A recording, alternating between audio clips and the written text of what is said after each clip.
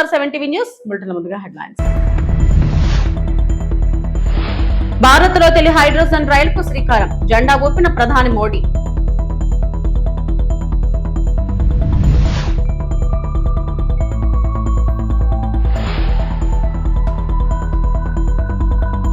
పల్నాడులో మెగా రుణమేళ పాల్గొననున్న ముఖ్యమంత్రి చంద్రబాబు నాయుడు మరియు ఆర్థిక శాఖ మంత్రి నిర్మలా సీతారామన్.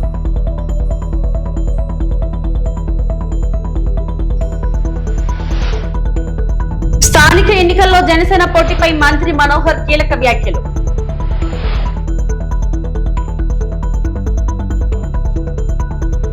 భారత రైల్వే చరిత్రలో నూతన శకం ఆరంభమైంది. రైల్వే రంగంలో పర్యావరణ హిత విధానాలను ప్రవేశపెట్టే దిశగా కీలక ముందడుగు పడింది. దేశంలోని తొలిసారిగా హైడ్రోజన్ తో నడిచే రైలు శుక్రవారం పట్టాలెక్కింది. హర్యానాలోని జింద్ రైల్వే స్టేషన్ లో ప్రధానమంత్రి నరేంద్ర మోడీ దీని జెండా ఊపి ప్రారంభించారు. हाइड्रोजन ट्रेन हरी झंडी मिल चुकी है. 10 डिब्बों वाली ट्रेन जींद से सोनीपत के बीच की 90 किलोमीटर की दूरी को करीब 2 घंटे में तय करेगी. अगर वैश्विक स्तर पर देखें तो अब भारत उन चुनिंदा देशों में शामिल है जहां पर हाइड्रोजन ट्रेन्स संचालित की जाती हैं. और अक्सर हमने देखा है कि जो विदेशी ट्रेन्स हैं उनमें 2 या 3 कोचेज ही होते हैं.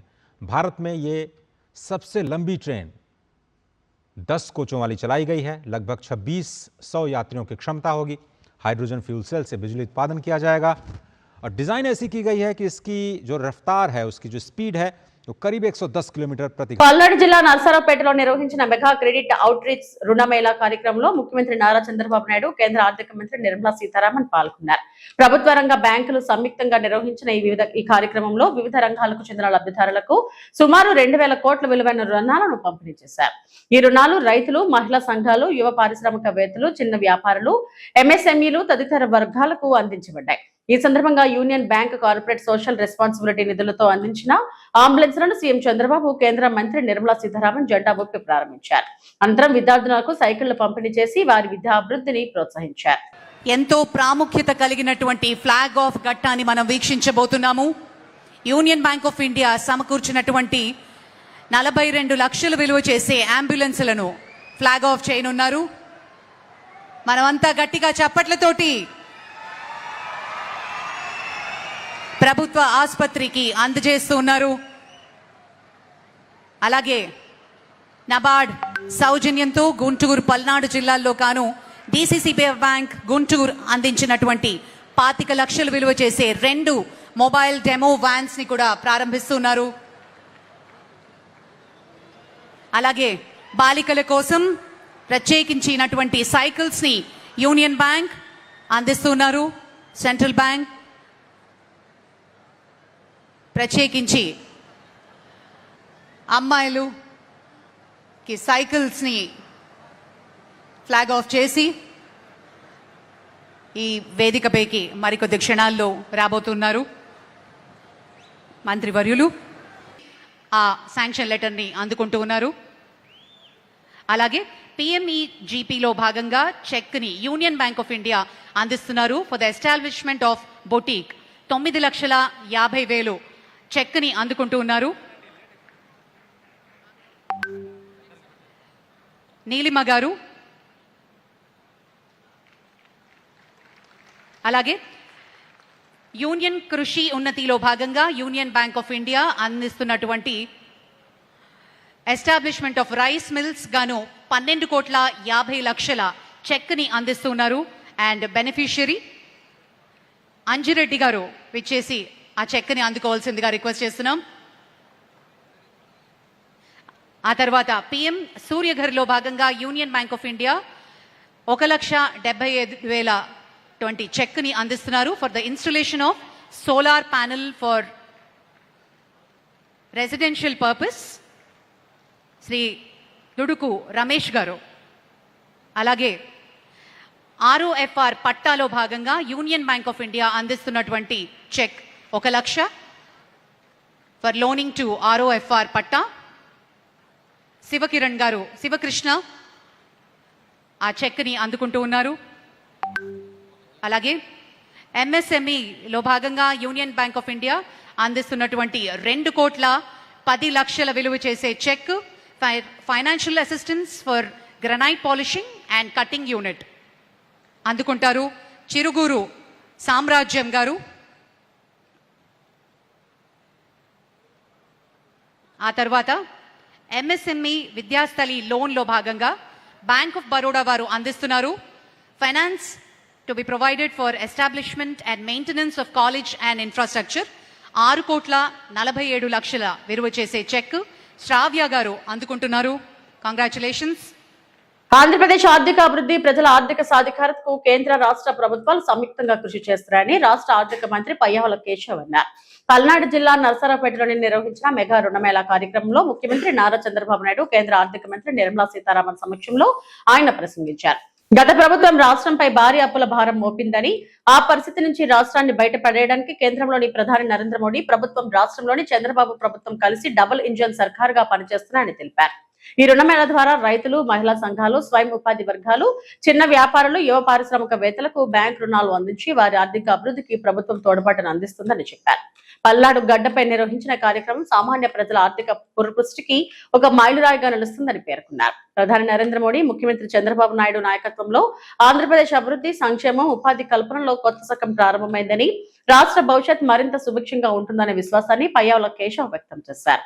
తమ రాజకీయాల కోసం ఈ ప్రాంత వైషమ్యాలను పెంచి పోషించినటువంటి రాజకీయ పార్టీలు ఒకవైపు ఉంటే, మరోవైపు వాళ్ళ కూటమిని చూస్తా ఉన్నాం.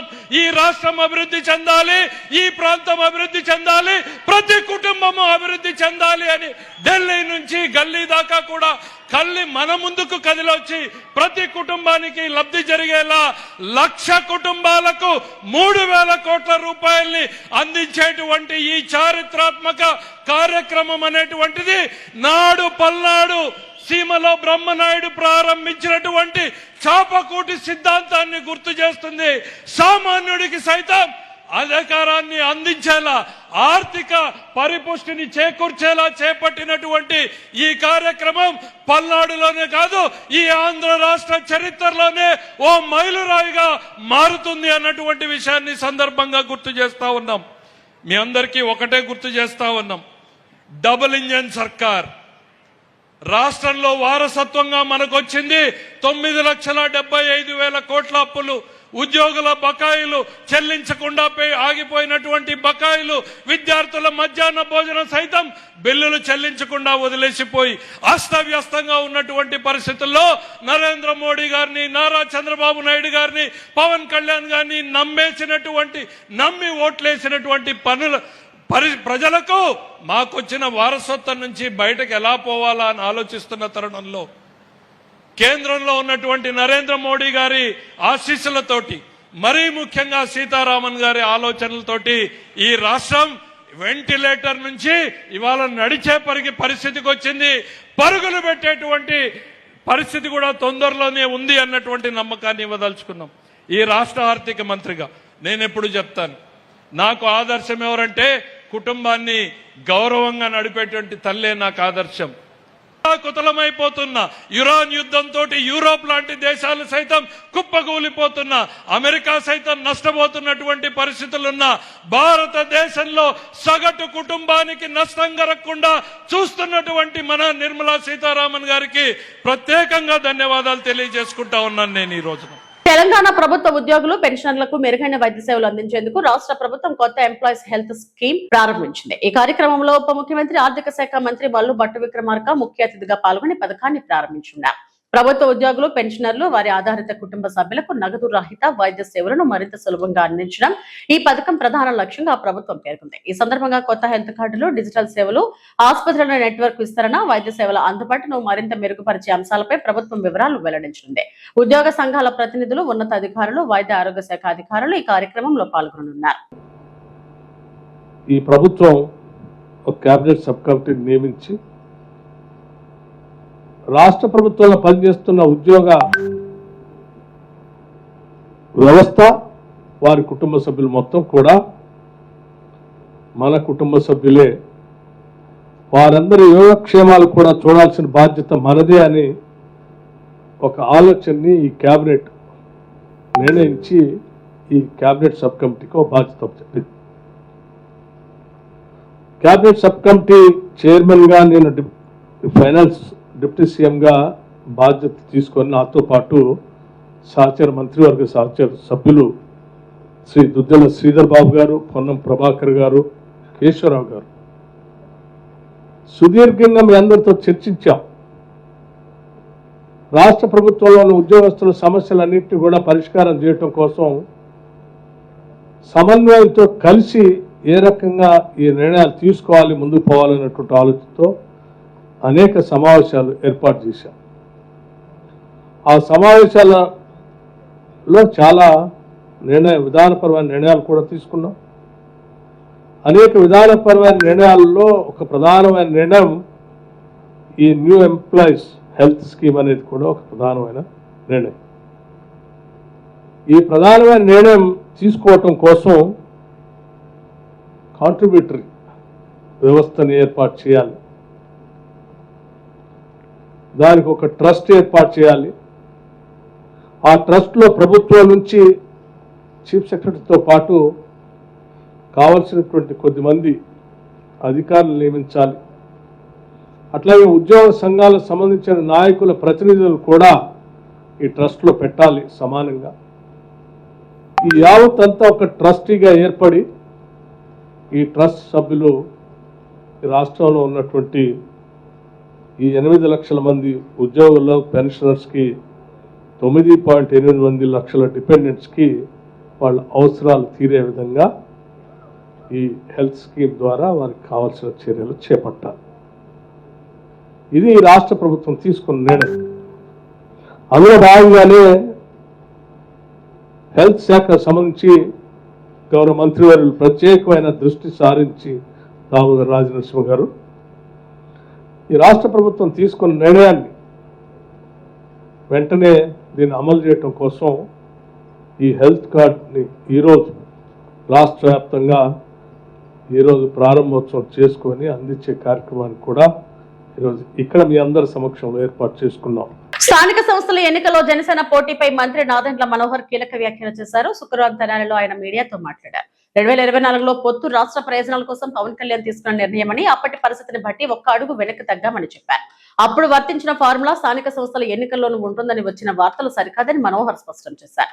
ఎన్డీఏ కూటమి సమావేశంలో పొత్తులపై నిర్ణయం తీసుకుంటామని తెలిపారు. స్థానిక పరిస్థితులు, పార్టీ బలాలను బట్టి ఎవరికి ఎన్ని అనేది నిర్ణయం ఉంటుందని వివరించారు. రాజకీయంగా కూటమి మేము 3 పార్టీలు కూడా సమన్వయపరుచుకుంటూ ఎక్కడ కూడా ఎటువంటి గ్యాప్ లేకుండా ఎన్డీఏలో మేము భాగస్వాములుగా ఒక బాధ్యతతోటి గౌరవ ముఖ్యమంత్రి గారు, గౌరవ ఉప ముఖ్యమంత్రి గారు, అదేవిధంగా కేంద్రంలో నరేంద్ర మోడీ గారి నాయకత్వంలో నిధుల విషయంలో ఎక్కడ కొరత లేకుండా మేము చేస్తున్న కార్యక్రమాల్లో భాగంగా రాబోయే రోజుల్లో స్థానిక సంస్థల ఎన్నికలు కూడా సిద్ధమవుతూ ఉన్నాం. ఈ కోణం నుంచి మనం చూసినప్పుడు ప్రతి ఒక్కరికి ఒక అవకాశం కల్పించే విధంగా ఎక్కడైతే స్థానికంగా నాయకత్వం ఉందో ఆ నాయకత్వాన్ని బలోపేతం చేసే విధంగా ఇక్కడ ఒక మాట మాత్రమే మీ దృష్టికి తీసుకొస్తున్నాను. ఎందుకంటే ఉదయం నుంచి చాలామంది నన్ను ఫోన్లు చేసి అడిగారు, ఒక పత్రికా వార్తలు వచ్చినాయని. వివిధ మాధ్యమాల్లో కానివ్వండి, పత్రికల్లో వచ్చిన విషయం కానివ్వండి, పవన్ కళ్యాణ్ గారు రాష్ట్ర ప్రజలను దృష్టిలో పెట్టుకుని సార్వత్రిక ఎన్నికలప్పుడు అవసరమైతే మనం తగ్గుదాం, ఏ ప్రాంతంలో మన అభ్యర్థులు ఉన్నారో పార్లమెంట్లో కానివ్వండి, శాసనసభలో కానివ్వండి, వాళ్ళందరికీ కూడా పోటీ చేసే అవకాశం ప్రతి ఒక్కరికి ఈ సందర్భంలో కల్పించలేకపోతామేమో. కానీ రాబోయే రోజుల్లో పార్టీని బలోపేతం చేసుకుంటూ ముందుకెళ్దాం. 2024లో జరిగిన ఎన్నికలు మాత్రం ఓటు చీలనివ్వం అనే మాట ఆయన ఇచ్చినందుకు దాన్ని గౌరవించుకుంటూ ఎక్కడ కూడా పొరపాటు లేకుండా ఆయన నిలబడ్డారు. సో కూటమిలో మేము 4 అడుగులు వెనకేసినా కూడా అది కూటమిలు బలపరచడానికి ఎన్డీఏ భాగస్వాములుగా మేము ఒక బాధ్యతతోటి ముందుకెళ్ళాం తప్ప అది ఈ రోజున కూడా స్థానిక సంస్థల్లో అదే రీతిలో ముందుకెళ్తున్నాను అనుకోవడం అది పొరపాటు. కాబట్టి జనసేన పార్టీలో ఉన్న మా నాయకులు, కార్యకర్తలు వివిధ ప్రాంతాల్లో మేము పర్యటించినప్పుడు వాళ్ళందరికీ కూడా రాబోయే రోజుల్లో కూడా మీకు పోటీ చేసే అవకాశం కల్పించడానికి కోసం తప్పకుండా మీ నాయకత్వం బలోపేతం అయ్యేటట్టు మీరు క్షేత్రస్థాయిలో పర్యటించండి, నిలబడండి. పవన్ కళ్యాణ్ గారు కోరేది కూడా ఒకటే, యువత ముందుకు రావాలి, మహిళలు ముందుకు రావాలి, రాజకీయంగా అందరికీ మనం చక్కటి అవకాశం కల్పించాలి. అటువంటి అద్భుతమైన ఒక వేదిక కష్టపడి జనసేన పార్టీ నిర్మాణం చేసినప్పటి నుంచి కూడా ప్రజల పక్షాన్ని నిలబడి పోరాటం చేస్తూనే ఉన్నారు. కాబట్టి అప్పుడు వర్తించిన ఫార్ములా ఈరోజు కూడా వర్తిస్తుందనే వార్త ఈరోజు వచ్చింది. అది కరెక్ట్ కాదు. మొన్ననే మాకు ఎన్డీఏ సమన్వయం చేసుకుంటూ మీటింగ్ చేసుకున్నాం. సో రాబోయే రోజుల్లో మన బలబలాలని బట్టి, మన నాయకత్వాన్ని బట్టి, ఏ మున్సిపాలిటీలో, ఏ జిల్లాలో ఎక్కడ మనకి నాయకత్వం బాగా ఉందో వివిధ పార్టీలని సమన్వయపరుచుకుంటూ Telugu Desam party, Janasena party, Bharatiya Janata party 3 కూడా ఒక బాధ్యతతోటి క్షేత్రస్థాయిలో నిలబడిన నాయకత్వాన్ని గౌరవించుకుంటూ వాళ్ళకి అవకాశాలు కల్పించుకుంటూ తీసుకెళ్లాల్సిన అవసరం ఖచ్చితంగా ఉంటుంది. తిరుపతిలోని స్విమ్స్ లో 303 ఉద్యోగాల భర్తీ ప్రక్రియపై టీటీడీ మాజీ చైర్మన్ భూమన కరుణాకర్ రెడ్డి తీవ్ర ఆరోపణలు చేశారు. ఈ నియామకాలను మరో డీఎస్పీ స్కామ్ గా అభివర్ణిస్తూ మొత్తం ప్రక్రియలో నిబంధనలను తుంగలోకి తొక్కారని ఆరోపించారు. నియామకాలపై సమగ్ర విచారణ జరిపించాలని భూమన డిమాండ్ చేశారు. టీటీడీ ఆధ్వర్యంలోని స్విమ్స్ వంటి ప్రతిష్టాత్మక సంస్థలో నియామక ప్రక్రియ పూర్తి పారదర్శకత కోల్పోయిందని మండిపడ్డారు. భూమన కరుణాకర్ రెడ్డి మీడియాతో మాట్లాడారు. ఇప్పుడు కొత్తగా స్విమ్స్ లో 303 నియామకాలకు సంబంధించి నోటిఫికేషన్ ఇచ్చినారు. ఇది మరో డిఎస్సి తరహా స్కామ్ గా అందరి నోట వినపడుతోంది. నిబంధనల ఉల్లంఘన జరిగిందని, విద్యార్హతలు, అనుభవం, వేతనాలలో ఇష్టారాజ్యంగా మార్పులు జరిగాయని, బోర్డు అనుమతి, నిపుణుల కమిటీ నివేదికలు, ప్రభుత్వ ఆమోదం ఇవేవీ లేకుండానే ఇలాంటి మార్పులు చేశారు అని ఆరోపణలు వెల్లువెత్తుతున్నాయి. దాదాపు 236 నర్సింగ్ పోస్టులకి 24 బ్యాక్లాగ్ పోస్టులకి 212 రెగ్యులర్ పోస్టులు, అలాగే పారామెడికల్ పోస్టులు 19, నాన్ పారామెడికల్ పోస్టులు 48 ఉద్యోగాలకు నోటిఫికేషన్ విడుదల చేసింది స్విమ్స్. దీనికి సంబంధించి సహజంగా ఉండేటువంటి నియామకాలలో జరిగే పారదర్శకతకు పూర్తిగా తూట్లు పొడిచారు. తిరుపతిలో నిర్వహించిన మీడియా సమావేశంలో Chandragiri YCP incharge Chevireddy Mohith Reddy, TDP నాయకులు, పోలీసు అధికారులపై తీవ్ర ఆరోపణలు చేశారు. తమ పార్టీ నాయకులపై తప్పుడు కేసులు నమోదు చేసి వేధిస్తున్నారని, అధికార పార్టీకి అనుకూలంగా కొందరు అధికారులు వ్యవహరిస్తున్నారని విమర్శించారు. చంద్రగిరిలో అంబేద్కర్ రాజ్యాంగం కాకుండా నారా లోకేష్ రెడ్ బుక్ రాజ్యాంగం నడుస్తుందని చెవిరెడ్డి మోహన్ రెడ్డి ఆరోపించారు. పులవర్తి నాని రిటైర్డ్ జడ్జ్ వృద్ధ దంపతులను దుర్భాషలాడినా కేసు నమోదు చేయలేదని, ఫిర్యాదు చేసేందుకు వెళ్లినా తమను పోలీసులు అడ్డుకున్నారని అన్నారు. వైసీపీ నాయకులు, కార్యకర్తలపై తప్పుడు ఎఫ్ఐఆర్లు, బైండ్ ఓవర్ కేసులు నమోదు చేసి భయపడుతున్నారని విమర్శించారు. ప్రతి మండలంలో న్యాయవాదులతో ప్రత్యేక న్యాయ విభాగాన్ని ఏర్పాటు చేస్తామని, అధికారులు చట్టానికి విరుద్ధంగా వ్యవహరిస్తే కోర్టులో సమాధానం చెప్పాల్సి వస్తుందని హెచ్చరించారు. భూ ఆక్రమణలు, అక్రమ ఇసుక తవ్వకాలపై కూడా ఆరోపణలు చేస్తూ ప్రజలకు అన్యాయం జరిగితే వైసీపీ అండగా ఉంటుంది చెవిరెడ్డి మోహిత్ రెడ్డి స్పష్టం చేశారు. అంబేద్కర్ గారి రాజ్యాంగం నడుస్తా ఉందా, లేదంటే నారా లోకేష్ గారి రెడ్ బుక్ రాజ్యాంగం నడుస్తూ ఉందో ప్రజలు ఎవరికి అర్థం కావడం లేదు. ఎందుకంటే ఒక కంప్లైంట్, ఎవరైనా ఫిర్యాదుదారుడు పలానా తప్పు జరిగింది, పలానా వ్యక్తి విధంగా చేశాడు, మేము కంప్లైంట్ ఇస్తామని చెప్పి కంప్లైంట్ ఇవ్వడానికి పోతే తిరిగి వాళ్ళ మీద కేసులు పెట్టే పొజిషన్ ఈరోజు చిత్తూరు జిల్లా, తిరుపతి జిల్లాలో ఈరోజు జరుగుతూ ఉంది. దానికి ఉదాహరణ పులివర్తి నాని గారు ఎంత దుర్భాషలు, ఎంత నీచంగా ఒక రిటైర్డ్ జడ్జు, 28 ఏళ్ళు ఆయన జడ్జు సర్వీసులు చేసి రిటైర్డ్ అయిన జడ్జు, అదేవిధంగా వృద్ధ దంపతులు 85-86 ఏళ్ల వయసున్న వృద్ధ దంపతులు, అదేవిధంగా మాజీ శాసనసభ్యులు, చంద్రగిరిలో 2 సార్లు గెలిచిన మాజీ శాసనసభ్యులు మా కుటుంబాన్ని నానా మాటలు తిడితే ఇది తప్పు, ఈ విధంగా తిట్టకూడదు, ఇలాంటి ఎమ్మెల్యేకి బుద్ధి చెప్పాలి, మీరు ఎఫ్ఐఆర్ చేయమని చెప్పి ఎస్పీ గారి ఆఫీస్కి సోమవారం ఫిర్యాదు చేయడానికి, గ్రీవియన్స్ డే అప్పుడు ఫిర్యాదు చేయడానికి పోతే మమ్మల్ని అక్కడ అడ్డుకొని 4-5 గంటలు ఫిర్యాదు చేసి రోడ్డు మీద మీరు అడిచేసిపోండి మేము చూసుకుంటామని చెప్పి మమ్మల్ని అవమానించి అక్కడి నుంచి అడిషనల్ ఎస్పీ రఘుమానరాచారి గారు మమ్మల్ని అక్కడి నుంచి పంపిస్తే ఆ పేపర్లు చించి అక్కడే పడేసి మేము రావడం జరిగింది. వచ్చినప్పుడు వాళ్ళు ఈరోజు తిరిగి మా మీదే ఎవరైతే మేము ఫిర్యాదు చేస్తామో మా నాయకులు 50 మంది మీద ఈరోజు ఎఫ్ఐఆర్ చేసి వాళ్ళందరికీ నోటీసులు ఇచ్చారు. అదేవిధంగా ఒకదంతా ఆగలేదు, వాళ్ళు బైండ్ ఓవర్ కేసులు అని చెప్పి ఇది అయిన తర్వాత ఒక్కొక్క మండలం నుంచి 50 నుంచి 60 మంది సుమారు 200 మంది వైఎస్ఆర్సీపీ కార్యకర్తల మీద చంద్రగిరి కాన్స్టిట్యున్సీలో ఈరోజు బైండ్ ఓవర్ కేసులు పెట్టి వాళ్ళందరినీ కూడా పాత ర్యాలీ కేసులు కావచ్చు చిన్న చిన్న డమ్మీ కేసులు అంతా పెట్టి ఈరోజు వాళ్ళందరినీ కూడా స్టేషన్కి పిలిపించుకొని నోటీసులు ఇచ్చి మీ అందరూ విచారానికి రావాలని చెప్పి వాళ్ళందరినీ భయభ్రాంతులు చేసే ప్రయత్నం అడిషనల్ ఎస్పీ రఘుమానవచారి గారు చేస్తున్నారు. నిజంగానే చాలా బాధాకరం. ఇలాంటి అడిషనల్ ఎస్పీలు ఇలాంటి ఎస్పీ గారులు ఉండడం సమాజానికి నిజంగా బాధాకరం. ఎందుకంటే మీరు గవర్నమెంట్కి పనిచేస్తున్నారో లేదా టీడీపీ పార్టీకి పనిచేస్తున్నారో ప్రజలకు ఒక్కసారి మీ సమాధానం చెప్పాలి. ఇంకొకరి గారు తెలియజేస్తున్నాను, మేము ఫిర్యాదు చేసిన దానికి వచ్చిన దానికి ఇన్ని కేసులు పెట్టారు. మేము అడిగాం మిమ్మల్ని, మా కేసు ఏమైంది స్వామి, మేము ఇచ్చాం కదా ఆ రోజు కేసు, మా కేసు ఏమైందని అడిగితే అవన్నీ బూతులు కాదంట. పులివర్తి నాని గారు మాట్లాడిన ఏ ఒక్క మాట బూతు కాదంట. అదేదో పురాణాలో లేదో ఏమో నాకు తెలియదు, కానీ అడిషనల్ ఎస్పీ గారు అవన్నీ ఏవో మంచి మాటలు ఏదో. ఆంధ్రప్రదేశ్ లో పోలీస్ వ్యవస్థ పనితీరుపై మాజీ మంత్రి ఎస్పీఎస్ఆర్ నెల్లూరు జిల్లా వైఎస్ఆర్సీపీ అధ్యక్షుడు కాకాని గోవర్ధన్ రెడ్డి విమర్శలు చేశారు. వ్యవసాయ శాఖ అధికారి శ్రీహరి మృతి ఘటనను ప్రస్తావించిన ఆయన అనుమానాస్పద మృతి జరిగినప్పటికీ తొలుత పోస్ట్ మార్టం నిర్వహించలేదని కుటుంబ సభ్యులు కోరినా స్థానిక సీఐ కేసు నమోదు చేయలేదని ఆరోపించారు. బాధిత కుటుంబం జిల్లా ఎస్పీకి గ్రీవెన్స్ లో ఫిర్యాదు చేసినా తరువాతే కేసు నమోదు చేశారని ఆయన పేర్కొన్నారు. కొంతమంది పోలీసు అధికారులు పోస్టింగుల కోసం ఉన్నతాధికారులకు భారీ మొత్తంలో లంచాలు ఇచ్చామని బహిరంగంగానే చెబుతున్న పరిస్థితి ఉందని కాకాని గోవర్ధన్ రెడ్డి ఆరోపించారు. ఈ అంశాలపై ప్రభుత్వం స్పందించి పోలీసు వ్యవస్థలో పారదర్శకత, జవాబుదారీతనం పెంచాలని ఆయన డిమాండ్ చేశారు. శ్రీహరి అనేటువంటి వ్యక్తి చనిపోయాడు. చనిపోయిన తర్వాత శవాన్ని తీసుకొచ్చారు. ఆ శవం తాలూకు ఫోటోలన్నీ మీకు చూపిస్తాను. ఆ తర్వాత మీకే అనిపిస్తుంది అసలు ఏమి జరిగింది అనేటువంటి దాని మీద ఒక స్పష్టత మీకే వస్తుంది. ఒకసారి చూపించమ్మా, శ్రీహరి ఫోటోస్ చూపించు. ఇది శ్రీహరికి సంబంధించినటువంటి ఫోటో. Next photo. దెబ్బలు. Next photo. గాయాలు. Next photo. గొంతు దగ్గర గాయాలు పట్టుకున్నటువంటి ఆ గొంతుకు సంబంధించి నెక్స్ట్ ఫోటో. గొంతు దగ్గర ఉన్నటువంటి ఆ గొంతు కింద ఉన్నటువంటి గాయం. Next photo. ఇవి ఏలు పెట్టి చూపిస్తున్నాడు. అక్కడ మీరు చూస్తే అక్కడ ఏలు దగ్గర యువతల, అది యువతల కింద అది కోసినట్టుగా మెడకి. అంటే ఎన్ని రకాల గాయాలు ఉన్నాయో చూడండి. తర్వాత వీడియో ఉంది.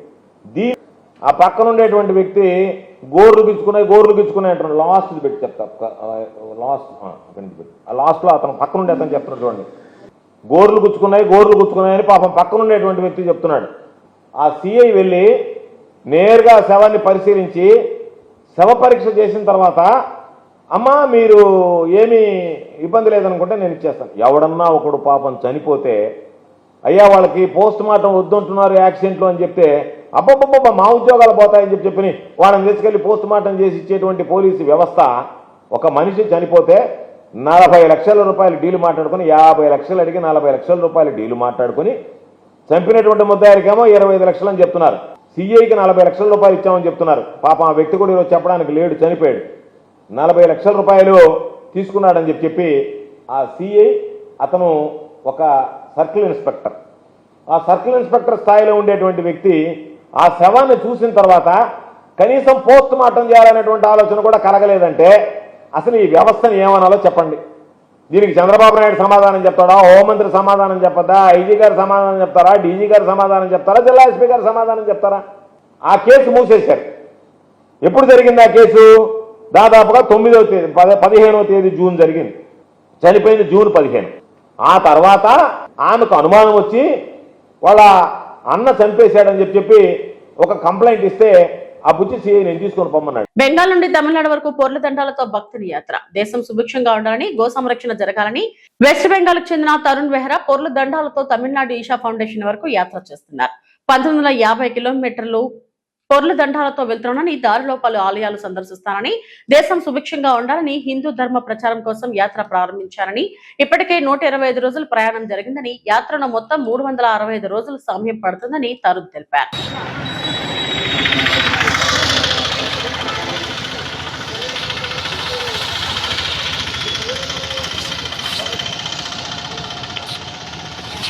వెస్ట్ బెంగాల్ నుంచి బయలుదేరి పొర్లు దండాలు పెట్టుకుంటూ ఈరోజు అనగా 125వ రోజు ఎర్నగూడెం గ్రామంలోకి ఇచ్చేశారు.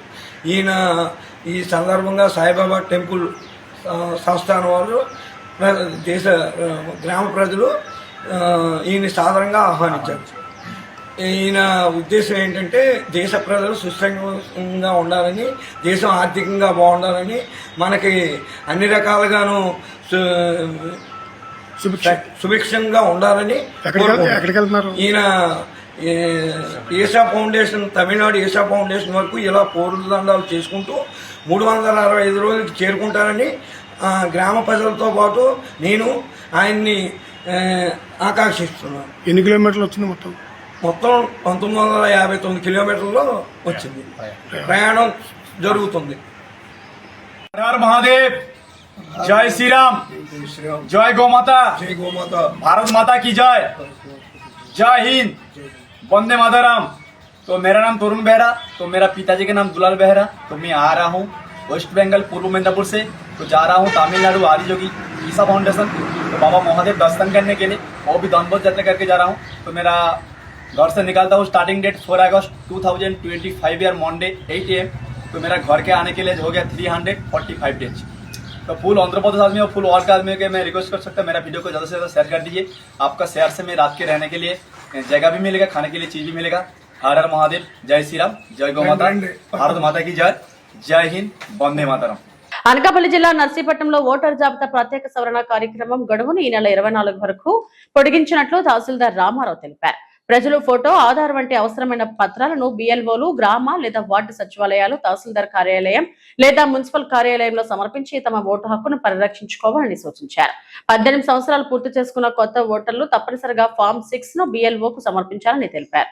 ప్రస్తుతం ఫామ్ 6 దరఖాస్తులు బిఎల్ఓలు స్వీకరిస్తున్నారని, ఆన్లైన్ నమోదు సేవ అందుబాటులోకి వచ్చిన వెంటనే తదుపరి ప్రక్రియ పూర్తి చేస్తామని తహసీల్దార్ వెల్లడించారు. గౌరవ ఎన్నికల కమిషన్ గారు స్పెషల్ ఇంటెన్సివ్ రివ్యూలో భాగంగా మనం డోర్ టు డోర్ వెరిఫికేషన్ ఏదైతే చేస్తున్నామో ఆ తారీఖు తేదీని ఈ నెల 24వ తేదీ వరకు పొడిగించడం జరిగింది. కాబట్టి ప్రజలందరూ కూడా ఈ అవకాశాన్ని ఉపయోగించుకొని ఇంకా ఎవరైనా ఈ ప్రూఫ్స్ అనేవి ఫోటో కానీ, ఆధార్ కార్డు కానీ ఇట్లా ప్రూఫ్స్ సబ్మిట్ చేయాల్సి ఉంటే నేరుగా బిఎల్ఓకి కానీ, సచివాలయ కేంద్రాల్లో కానీ, తహసీల్దార్ వారి కార్యాలయం కానీ, మున్సిపల్ ఆఫీస్కి కానీ సబ్మిట్ చేసి మీ యొక్క ఓటును కాపాడుకోవాల్సిందిగా తెలియజేయడం అయిందండి.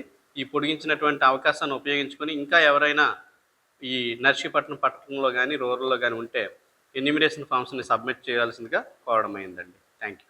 ఓట్లు అనేది ప్రస్తుతం ఫామ్ 6 కలెక్ట్ చేస్తామండి. బట్ ఆన్లైన్లో నమోదు చేయడానికి ప్రస్తుతం ఆప్షన్ లేదు, అవకాశం లేదు.